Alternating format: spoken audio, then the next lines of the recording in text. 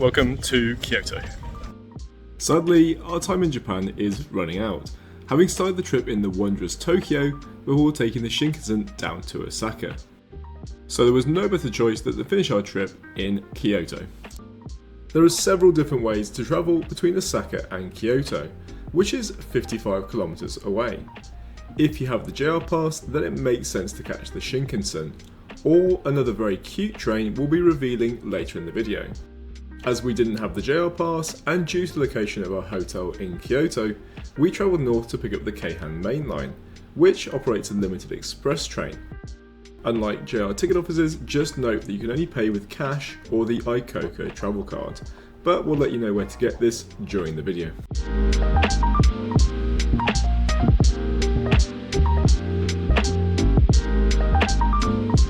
Chapter Kyoto is just next to the Imperial Palace, and 4 kilometers from Kyoto Station, with the most convenient method of transport being the bus. The rooms aren't huge, but the hotel is beautiful, with a good breakfast and even an onsen spa. Our first stop on the trip is a 16-minute walk southwest towards Nishiki Market, in search of food.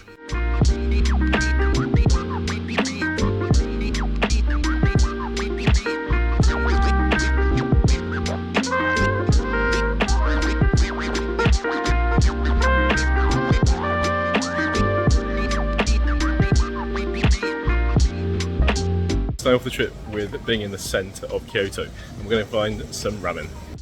It's always good to let your travel buddy share the burden of research, so Brent's found a restaurant tucked away by the name of Basanova, which might sound a little bit Spanish. The food is a cultural mix of different Asian cultures though. While green Thai curry is obviously Thai, laksa soup, according to the wiki, is a dish from Penang whose origins are Chinese.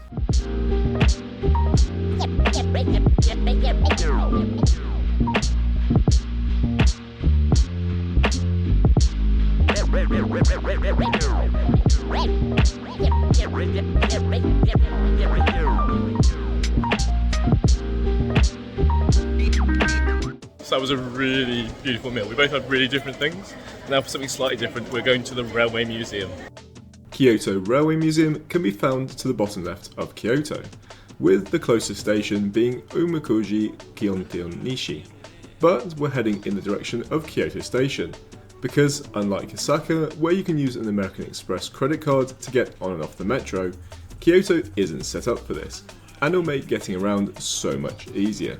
What is a little bit backwards though is that you can only recharge the card using cash, with a minimum of 1,000 yen.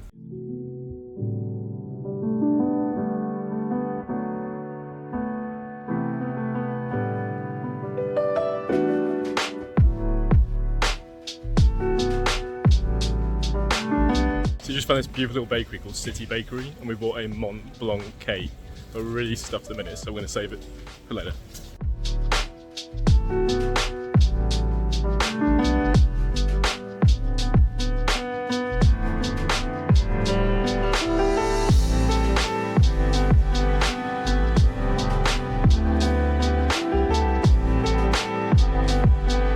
Shortly after, we've made it to Kyoto Station, and we found a machine in the basement to buy an iKoko card. It's a little bit silly because the museum is only one stop away on the Sanen line, taking 3 minutes.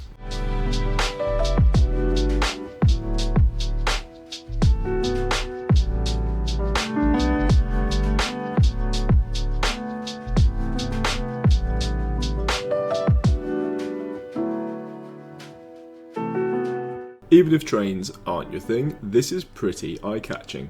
In the case of this metro train, the seats swing, so that you can change the direction of travel. Pretty cool.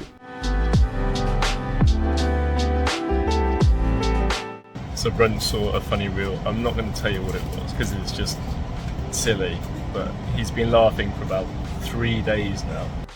If you do sit on the left-hand side in the direction of travel, you actually pass the train museum on your left.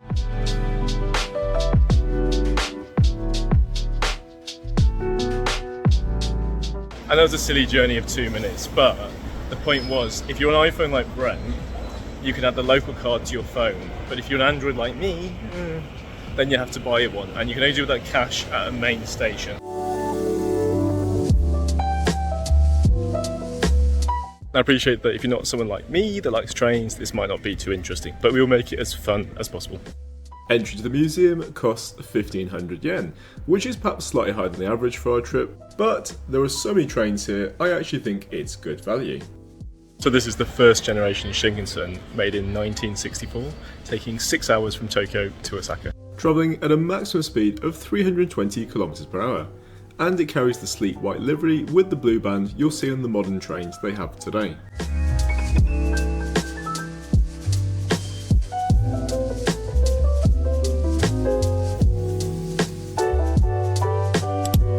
On the second floor of the museum, you'll find a huge collection of model trains, which includes the N700 series we travelled on from Tokyo to Osaka, with the very long nose, and its sister the Green Series E5-2, which has the luxurious Grand Class which operates on JR East routes north and west of Tokyo.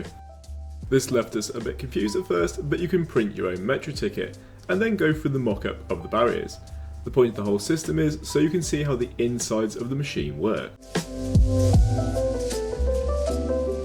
Outside the building is the maintenance shed.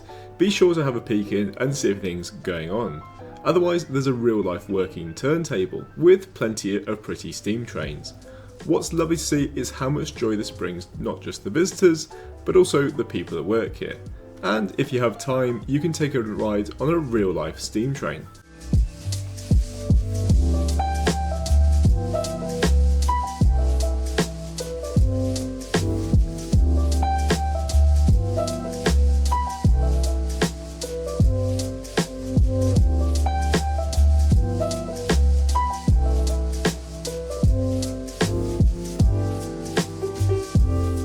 So I had a lot of fun. I think Brent did as well. I loved it, it was great. He's being modest. He doesn't like trains as much as I do. But anyway, now we're going to see a big shrine. The Tenryu-ji temple, not shrine, is only 17 minutes walk from the train museum, costing 800 yen, but it can cost as little as 500 depending on the time of year you visit. The imperial city was built with the transference of the capital of Japan from Nara, which is where we plan to feed the deers over the coming days, to Kyoto, and the structures that remain are the east side of the entrance to the city. East side is otherwise known as Toji, and hence the name of the temple. After, it's back to the hotel for a cup of tea, because in the morning we have a really early start.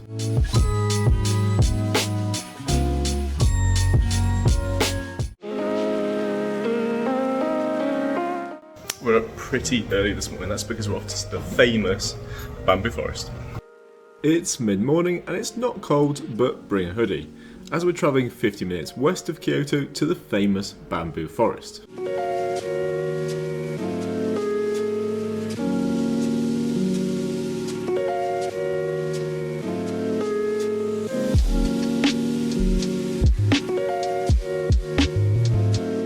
So we just arrived, somewhere between sleepy and excited.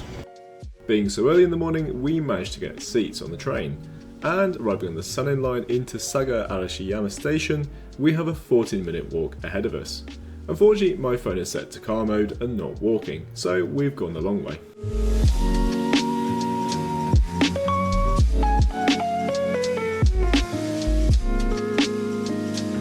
Some people have no respect, so it's really sad to see that some people have decided to carve their names into the bamboo.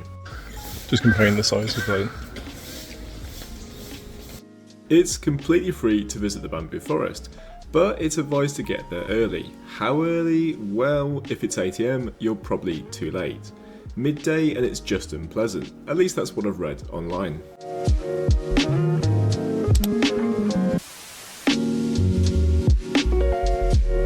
Now Brent's pretty good with this. I do not like spiders, and the Jura spider, I think it's called, is like a yellow and black spider that's origins come from Asia. Just keep away from the bushes. If you cross the railway heading towards the north side, you can walk up to Sagatori Moto Koza Kacho to see the quieter bamboo forest. But be aware, because we didn't know this, it doesn't open until 9 AM. But that's okay, because we had a lovely walk and we met a grumpy cat that wanted feeding. I say grumpy because it did not want to be petted.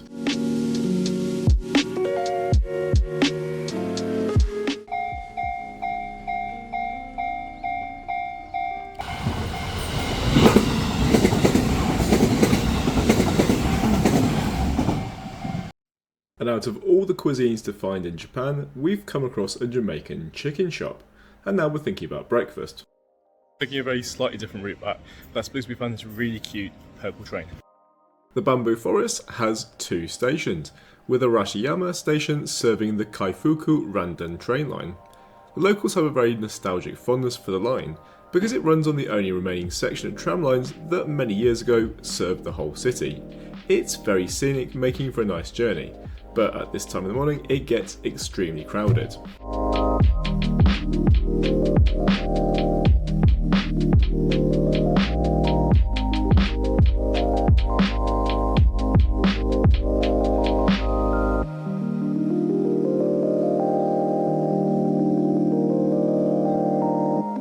Back at the hotel, it is time for breakfast.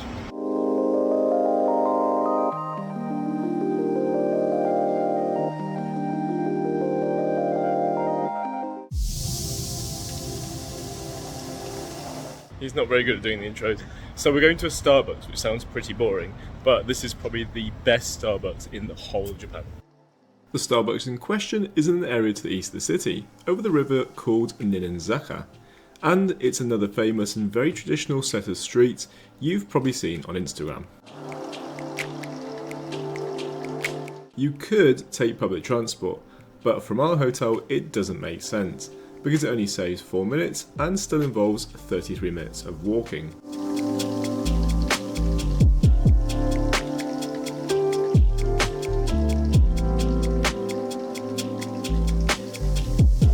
Ninenzaka is an ancient 150 metre long stone paved pedestrian road and a major tourist attraction in the Higashiyama-ku.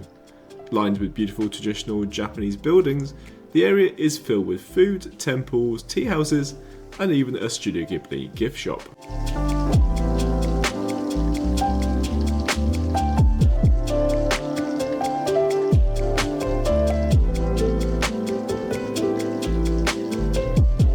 The most recognisable view of the area is of the Kodai-ji, which is very close to the special Starbucks. Typically, a Starbucks is just a place to chill, work, relax, grab a drink and a cake, and this one is no different. It's carefully been introduced inside the building of an authentic traditional Japanese house, and to not disturb the nature of the local area, the logo is faded and barely noticeable. There's nothing outside besides a subtle banner, so you can easily walk by without noticing. As for the interior, it's thoughtful in terms of function, but there's a small garden not just at the back, but within the building on the 2nd floor. And there are traditional Japanese seating areas where you're required to remove your shoes and sit on the floor. I was delighted to see a matcha frappuccino, and we both decided to get a cake. We also managed to try out the floor seating, which is very comfortable. It'd be so easy to say that it's just Starbucks trying to just make money off idiots, but they've genuinely tried to blend in with the local area, and I think it's such a pretty establishment. I think Brent enjoyed the matcha. I loved it, I love matcha. It's so underrated. Not so much the white cake. I think I got to the end and I was a bit sick. Brent didn't like it so much. I hated it actually. But try it.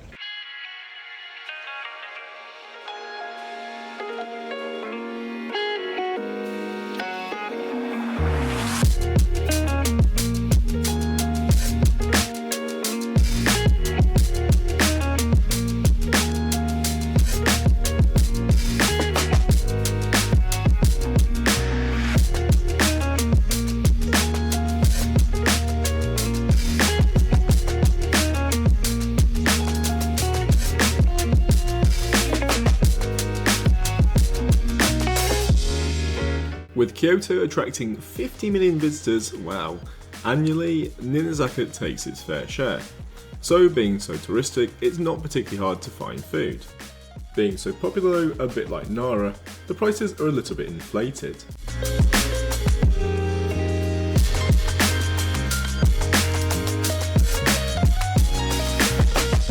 So it's like a cheese croquette. Oh, quite good. Having experienced the beautiful architecture, we've probably seen enough. And this small snack isn't quite enough. So we're walking up to the highest point of the area before we descend into the city centre for something a bit more hearty. I don't want to go. I know, but we have to enjoy every moment, so we're going to town to get some curry. Not too far from Kyoto Station, we're closing fast after a 24-minute walk on Japan's largest curry house. Opened in 1978, Curry House Koko Ichibanya, shortened to Koko Ichi, is a chain restaurant specialising in Japanese-style curry, with over 1,300 branches across the whole of Japan. You can even customise your own meal with different spice levels, with one, perfect for me, going all the way up to level 7. Perhaps not.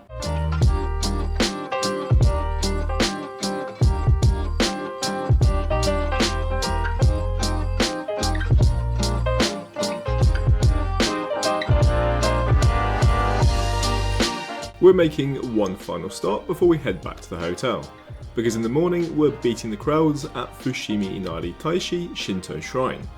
So we're walking to Kyoto Station to find a model railway store and see Kyoto Station's sky view. Next on the trip, we've come to the beautiful architecture gem that is Kyoto Station. While Brent is now laughing at a different reel he saw this morning, I'm taking the views of the station, which was designed by architect Hiroshi Hara and opened in 1997. At 70 metres in height, it's also 470 metres long.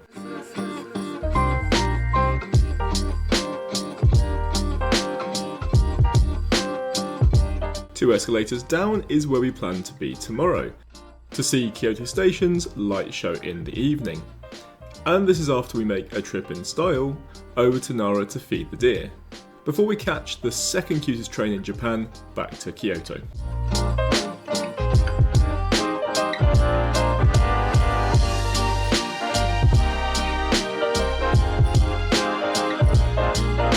And for those who like the trains, be sure to visit 9F because there's a really well-stocked model train shop.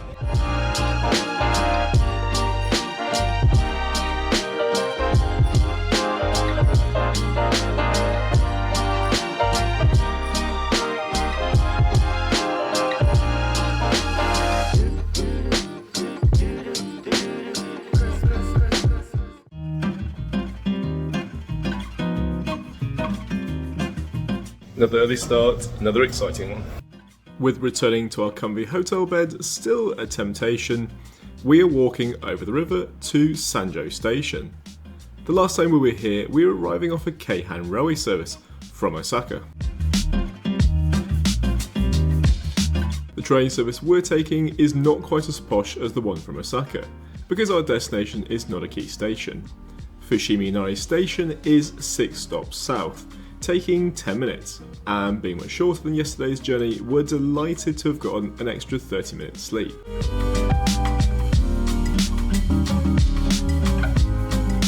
Arriving into Fushimi Inari Station, heading to the end of the platform, make a right, and then walk over the water. You can then either walk straight ahead, or if you make a right, it will take you to a slightly more impressive entrance.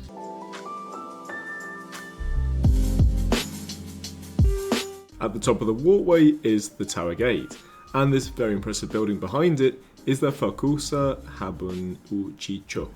Considering it's so early in the morning, it's not busy, but there's a fair amount of people milling around.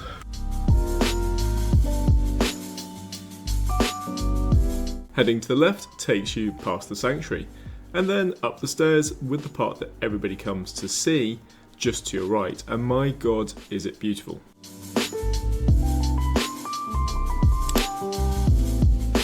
Known worldwide as the most iconic and original tourist attraction in Kyoto, the Shinto Shrine is famous for the many thousands of vermilion torii gates that cover a variety of different trails. Mount Inari is 233 metres tall and is part of the Shinto Shrine grounds, and if you fancy the climb to the top to see the peak, it'll take you over 1 hour. This is pretty phenomenal. I didn't even realise these were so huge. They must be at least 3-4 metres tall.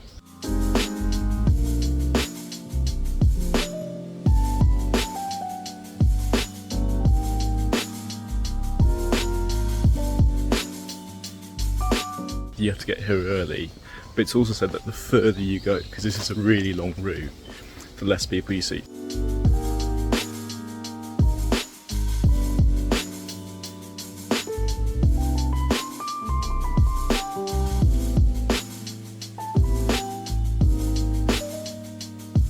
Halfway up Mount Inari, we've made it to a small shrine within the shrine, which is guarded by a dog. At this point, you get a wonderful view of Kyoto, with the option to go further, but we're tired, and breakfast is more tempting. Choices. Halfway down, you can go back the way you came, or the alternative takes you past the cafe, which is closed because it's before 9 AM. Past various further shrines, and through the village back to the start. So that was really an all-inspiring, emotionally fulfilling experience. It's incredible. Just make sure you go further on, because I just think it's a bit quiet up there. You get the experience to see the view of the city, which is cool. Yeah, it was really cool. I loved the little hike up the hill and the scenery. It was so good.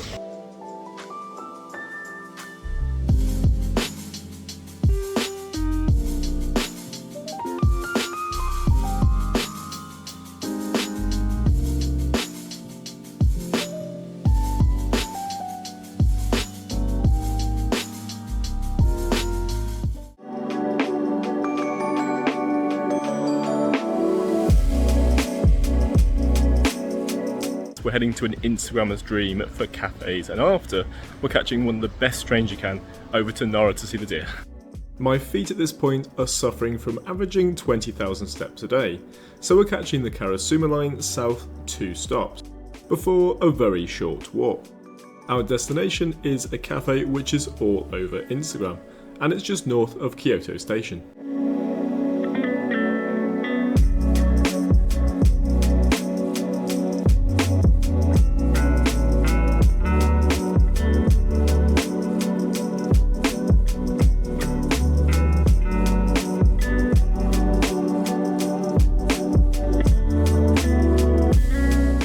Like a coffee dessert shop. There's no seats at all, so everybody has to stand up. It's a very cute little place, very authentic.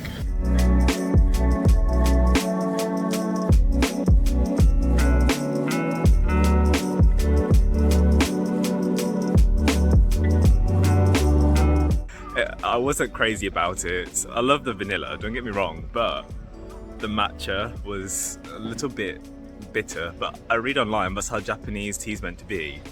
So for me, I don't love it, but it was a nice experience. And I'll just add, it's quite expensive for Japan.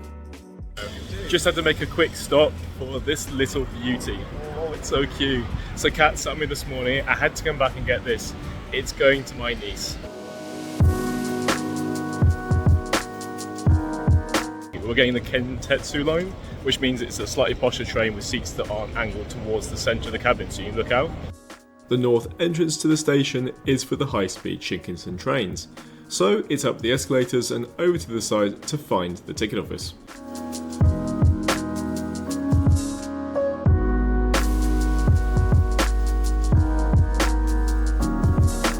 Only discussing direct routes to Nara, the Nara line takes 59 minutes and stops an incredible 20 times, costing 970 yen. The Kintetsu train we're travelling on has some direct trains during the day, but otherwise might involve a change. If you can secure a direct train, it'll cost you 1280 yen, only stopping 3 times and takes 35 minutes.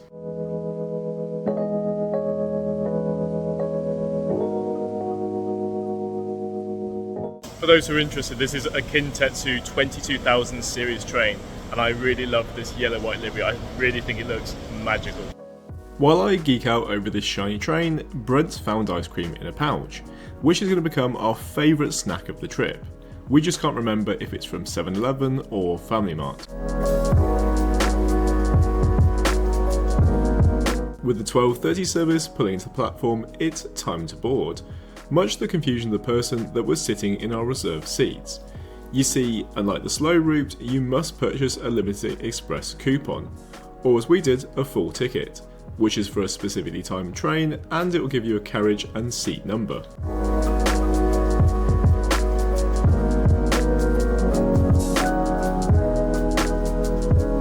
Unlike trains in the UK, it's considered bad manners to eat or drink on the metro. But on long distance trains like the Shinkansen or limited express services, it's considered normal. Not that we brought any food with us, but that's because we're planning to visit one of the internet's biggest tourist traps and sensations in Nara.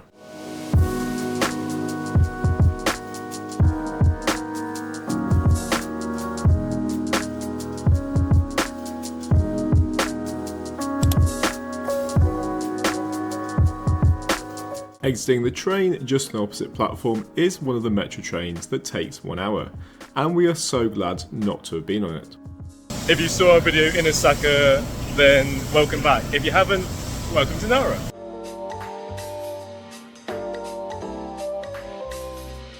Having arrived into Kintetsu Nara Station, we're heading south through the covered shopping mall in search of Nakatane-do.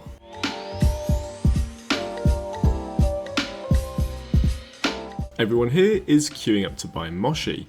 Unfortunately, the only flavour is red bean, which is popular in Asia, but we don't like it. And to see the occasional men with huge wooden mallets forming and beating the mochi mix. So this has to be one of Instagram's biggest tourist traps. We don't like red bean. It's just, yeah. Instead, we decide to walk just a couple of metres up the road to Family Mart, where we, much to our delight, have found the same ice cream in a pouch we had just before the train. And we are obsessed with these things. We had one just before the train and we're having another. Further along the street, and we can recommend instead of the mochi, is MY or Mai, which is a Hong Kong run dessert shop, and they make fresh Hong Kong style egg waffles, and the two ladies working there are absolutely lovely. In fact, all four of us are reminiscing about Hong Kong, and luckily this will be our next fun video after Japan. I just want to point out, Brent just made a good point. We do other things besides eating, but everybody has to eat, and that's 3 meals a day.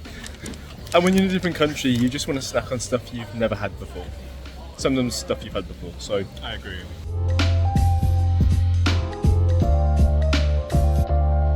Because we visited Nara during our Osaka video, we will just cover the basics.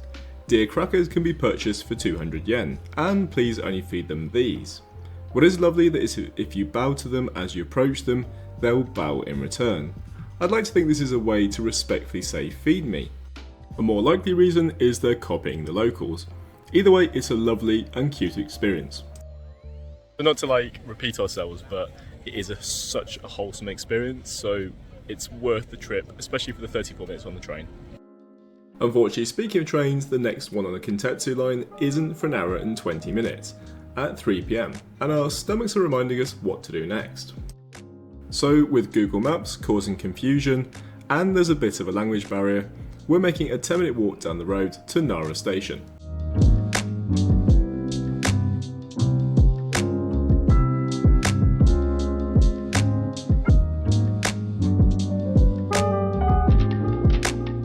This will be quite a contrast to the last journey, it's going to be quite long.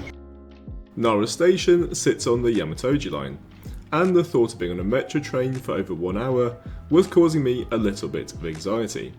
Until I realised we've been on these train types before, when we visited the train museum in Kyoto with those very cool reversible seats, and they don't face the middle of the train.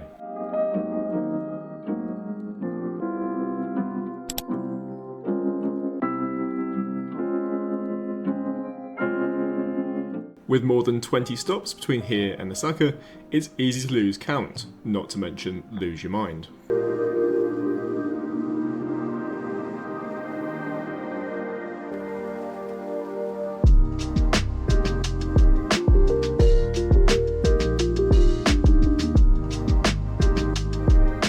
That was a long time on the train. Having enjoyed it so much yesterday, we're heading back to Koko Ichibanya for some more Japanese curry.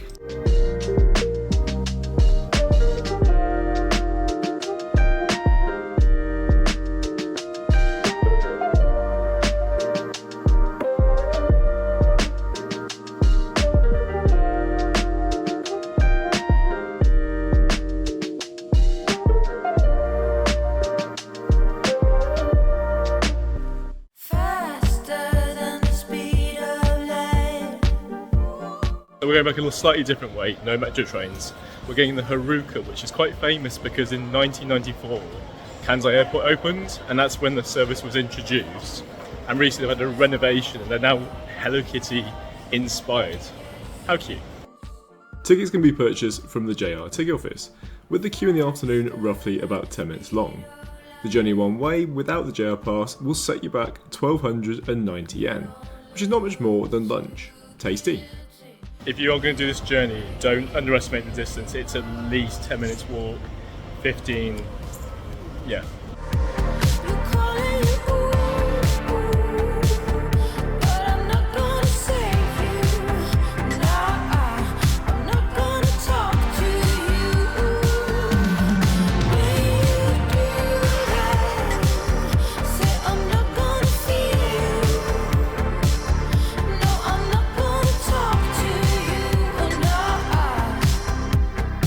The Hello Kitty themed Haruka service is a limited express service, run by JR West, connecting Kansai International Airport with Kyoto via Osaka. The Hello Kitty theme was introduced in 2019, and it's very popular with travellers, us included. But for those who don't approve, it's pretty subtle inside the carriages. Crave too much.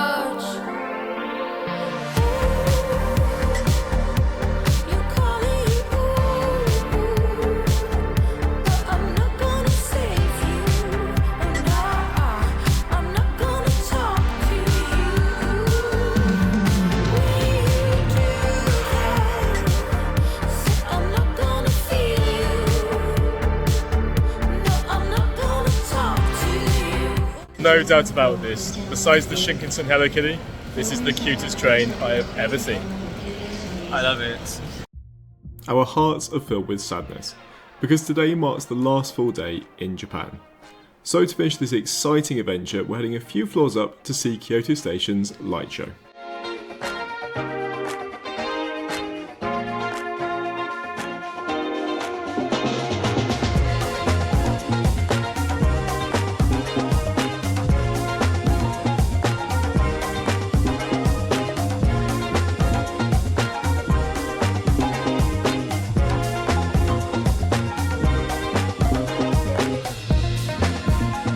If you've been to Singapore, it's not quite as good, but it's still very pleasing. Kyoto is such an amazing city. It's full of absolutely beauties like the shrines, the tea rituals, the matcha, and the train museum, which I really enjoyed. Really hope you've enjoyed the video. If you haven't seen our Tokyo and Osaka one, please check them out. Otherwise, thank you so much for watching.